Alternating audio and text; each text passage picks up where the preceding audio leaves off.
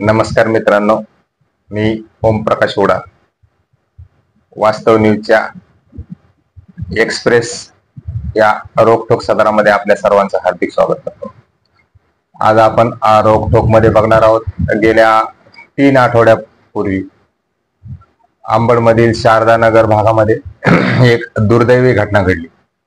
त्यामध्ये एका अविवाहित युवतीचा मृत्यू झाला आणि या मृत्यू संदर्भात विविध तर्कवितर्क जे आहेत ते लावण्यात येत आहेत। त्याची चर्चा आणखीनही होताना दिसते।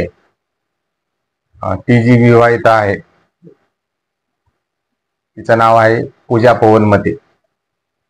पूजाचं जे माहेर आहे ते आहे घनसावंगी तालुक्यातील तीर्थपट्टी आणि विशेषतः पूजाला मी ती बालपणीपासून तिला ओळखतो, कारण मी एक 20-22 वर्ष तीर्थपुरी मध्ये राहिलेलो आहे। म्हणून तिचा स्वभाव, या सगळ्या गोष्टी ज्या आहेत त्या मी जवळून बघितलेल्या आहेत आणि चांगलं ओळखतो सुद्धा तिला। ही जी दुर्दैवी घटना आहे ही खरोखरच घडायला नको होती। ही नियतीने हा फार मोठा घाला घातलाय आणि पूजाचा स्वभाव सगळ्यांनाच माहित आहे। एकदम शांत स्वभावाची ती मुलगी होती। तिचं बोलणं सुद्धा विकत घ्यावं लागेल अशा स्वभावाची ही मुलगी होती। म्हणून ही दुर्दैवी घटना घडायला नको होती।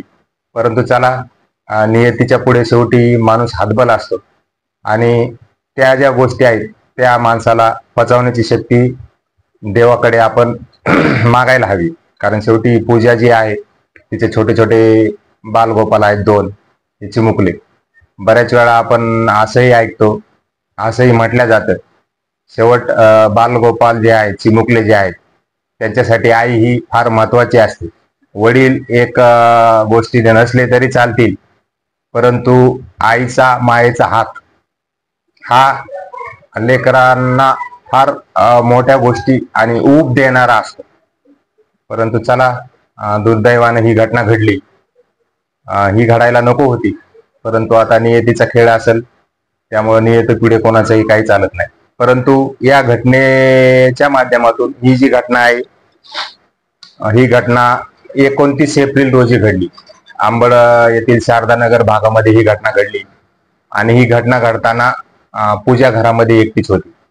तिचे जे 2 चिमुकले होते ते बाहेर आजूबाजूला खेळत होते आणि गेटला कुलूप लावलेलं होतं।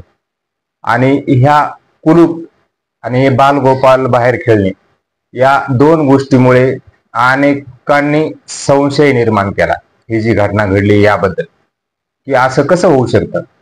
परंतु दुसरीकडे यामध्ये मग गॅसचा स्फोट झालाय का विजेचा शॉक लागून तिचा मृत्यू झालाय की तिचा घातपात करण्यात आलाय, अशा सर्व या गोष्टींना तर्कवितर्क लावण्यात येतात। परंतु मला घटनास्थळी गेल्यानंतर असं बघायला मिळालं, काही जणांचं म्हणणं असेल घातपात झालाय। परंतु घातपात जर कोणाला करायचा असेल तर त्या घरामध्ये कोणीही नव्हतं आणि घातपात करणारा वीज आणि गॅस या 2 गोष्टींनी जर त्याला घातपात करायचा असेल तर शेवटी त्याच्या जीवाचंही त्याला पर्वा आहे का नाही हा प्रश्न सुद्धा निर्माण होतोय।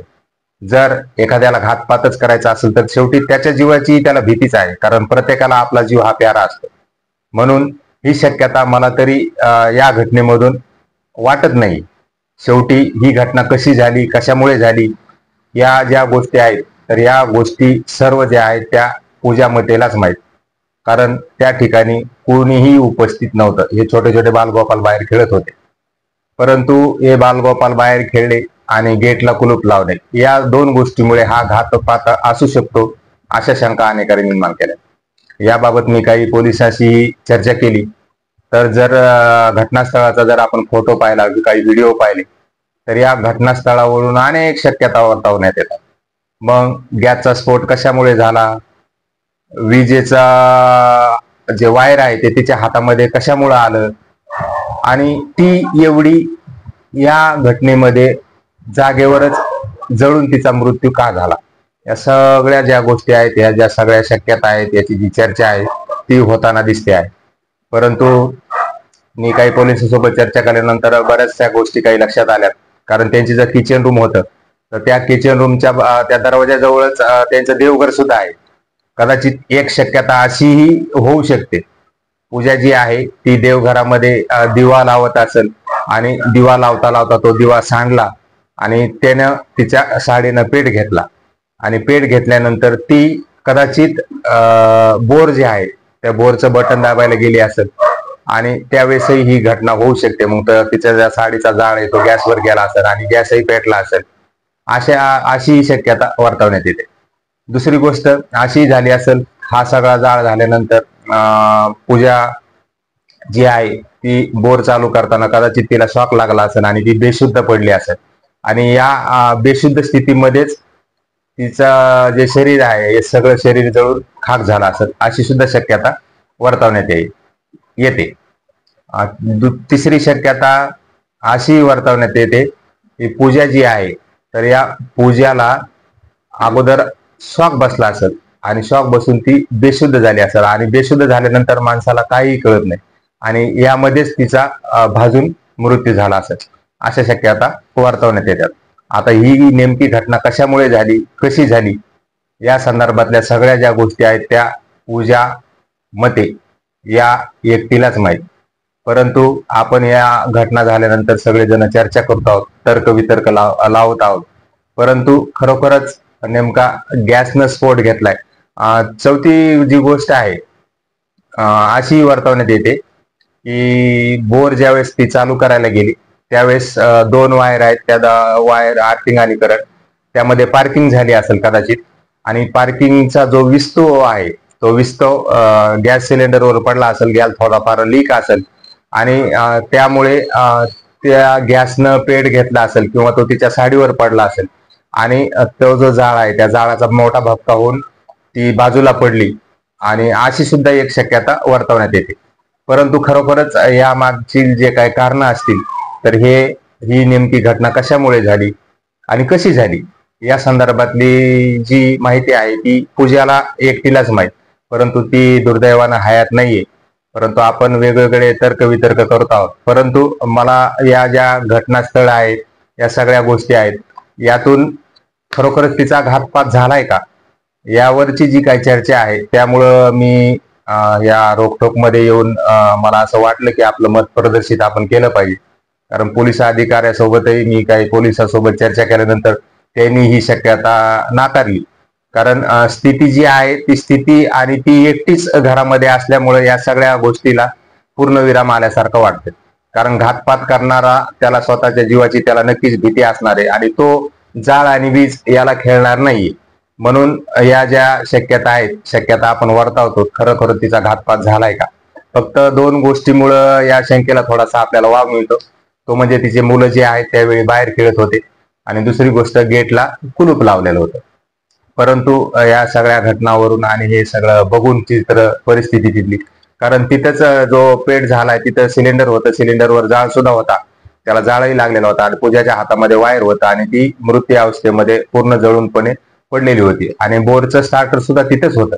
त्यामुळं या सगळ्या शक्यता आहेत अशा वर्तवण्यात येतात. परंतु मी काही पोलिसांसोबत चर्चा केल्यानंतर सुद्धा असं लक्षात आलं की तो घातपात असू शकत नाही, कारण तिथली जी सिच्युएशन आहे ती फार वेगळ्या पद्धतीची होती आणि ती जी आहे पूजा अगोदर बेशुद्ध पडली.